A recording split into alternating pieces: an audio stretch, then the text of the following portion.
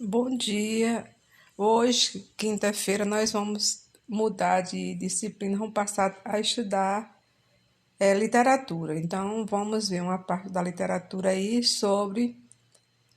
Nós temos uma capa de um livro, Memórias Sentimentais de João Miramar, aí da Biblioteca Brasiliana Guida e José Mindim, capa da primeira edição de Memórias Sentimentais de João Miramar, e com ilustração de Tarsila do Amaral.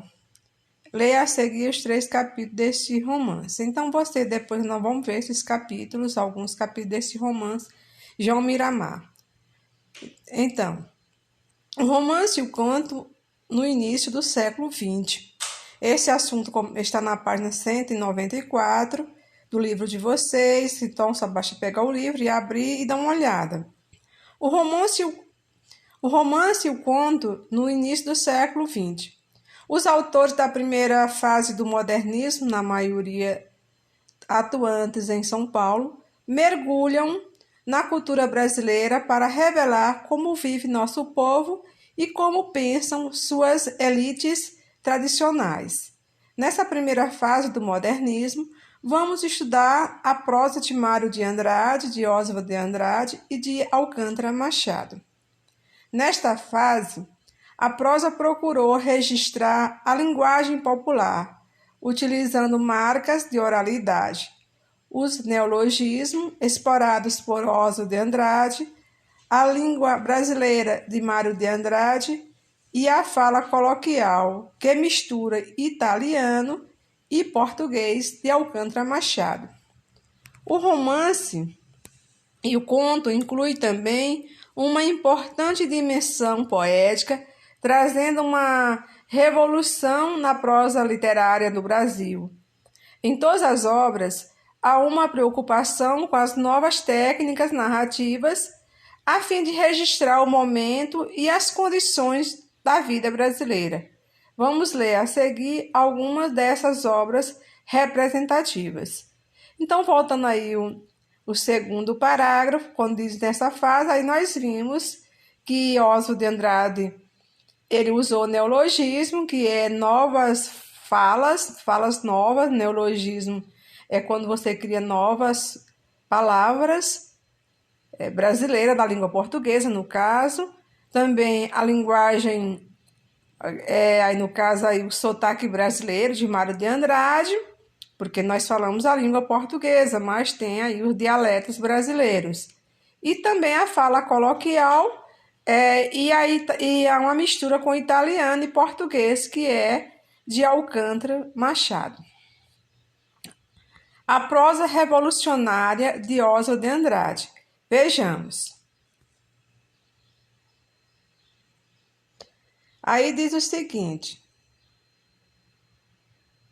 a prosa do autor marca uma grande ruptura com as tradições acadêmicas.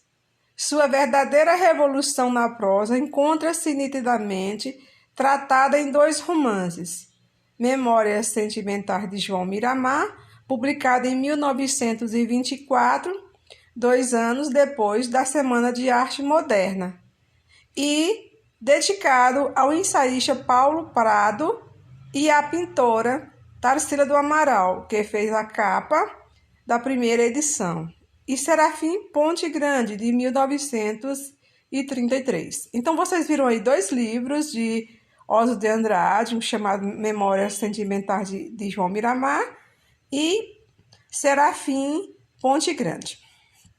Aí nós vimos uma das características da obra dele, essa ruptura com as tradições acadêmicas, quer dizer, aquelas obras literárias da Academia Brasileira de Letras, ruptura, quer dizer, rompeu.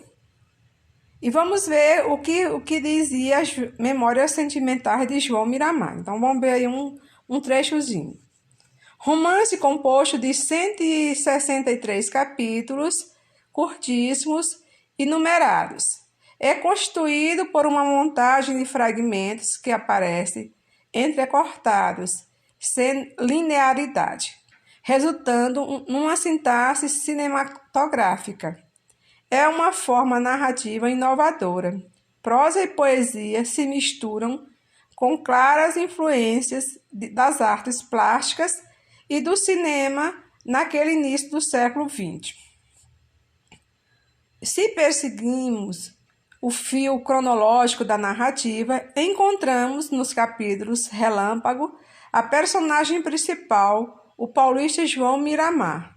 Ainda na infância e na adolescência, ele fez sua primeira viagem à Europa e, de volta ao Brasil, casa-se com sua prima Célia.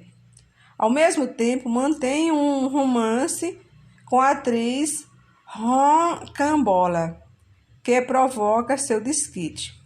No final, Miramar fica viúvo, é abandonado pela amante e acaba indo à falência por ter aplicado mal seu dinheiro na indústria cinematográfica. Neste momento, ele redige suas memórias. Na narrativa, Oswald de Andrade mistura cartas, prefácios e discursos, construindo uma sátira da vida de São Paulo e da linguagem acadêmica. Uma característica do seu estilo é o apego à linguagem coloquial e o rompimento com algumas regras gramaticais. O autor busca uma língua nascida da mistura de português com língua dos imigrantes que chegavam ao país. Então, vocês viram aí, com um pouquinho do relatório da obra João Miramar, o resumo dessa obra, dá para vocês, que a gente chama isso de enredo. Aí dá para você entender o que é que trata-se essa obra. Mais que perfeito. Eu tinha saído do laboratório de Itacolomi Filme, onde rola, tinha dado uma hora preguiçosa de pose das observações contratuais. Ela me tinha confessado pela manhã que seus amores anteriores com pastores não tinham passado de pequenos flertes de criança. Agora, quando tinha descido a escada, longe eu me tinha baixado até orquestrais cabelos loiros. E tínhamos juntado no grande doce o carmoso grude de um grande beijo mudo com um surdo. Então, Roland, aí Mademoiselle, amante de Miramar, página 195. Tem um pequeno trecho do livro dele. Objeto direto. Ao longo do viaduto, bandos de bondes iam para as bandas da avenida. O poente secava nuvens no céu mal lavado. No triângulo começado de luz bulhenta, antes da partida, ocasião de ir para a casa, entramos numa casa de joias. Também um trecho aí dessa obra, quando diz aí na página objeto direto. O verbo 146, verbo cracar. É um nome de um verbo inventado, né? Cracar, com K, no Brasil nem existe palavra com essa língua, né? Cracar, com K. Eu empobreço de repente. Tu enriqueces por minha causa. Ele azula para o sertão.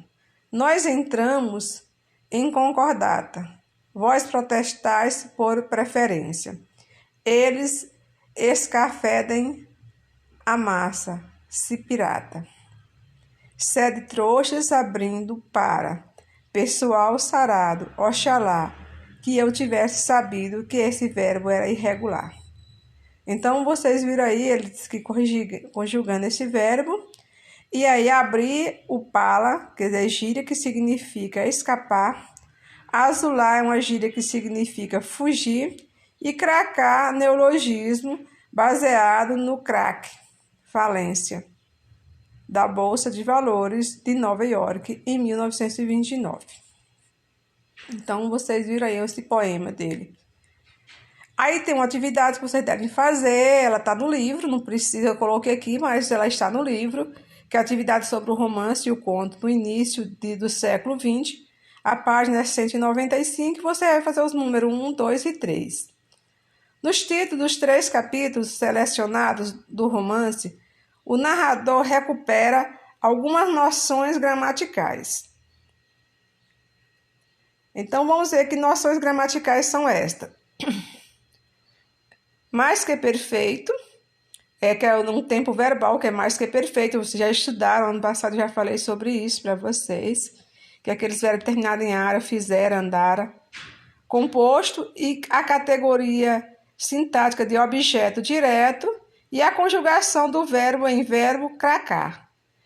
Em cada capítulo, como o narrador emprega essas noções. Então, você vai olhar aí, porque ele fala do verbo mais que perfeito, ele fala também do objeto direto, que vocês sabem que é o complemento do verbo, não é? E o verbo cracar, que aí no caso a conjugação do verbo cracar também é uma conjugação de um verbo. Então, são partes gramaticais e você vai encontrar isso nesses capítulos.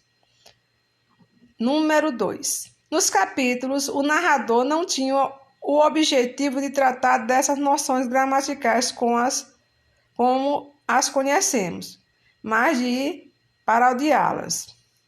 Letra A que situações da narrativa remetem os títulos? Então, você vai ver por que é essa situação. B. A paródia expressa nos episódios estabelece um diálogo crítico entre 2 eixos paralelos, o linguístico e o social. Explique para cada capítulo a sátira feita à gramática tradicional. E a questão 3 é que elementos linguísticos e narrativos recuperam a linguagem cinematográfica. Então, você vai ver com as palavras que estão relacionadas aí à linguagem cinematográfica. E aí, procure responder essa questão. O exercício não é muito fácil, mas tente fazer do jeito de vocês. Depois eu passo a correção e vocês conferem se realmente vocês estavam no caminho certo. E tenham todos um bom dia.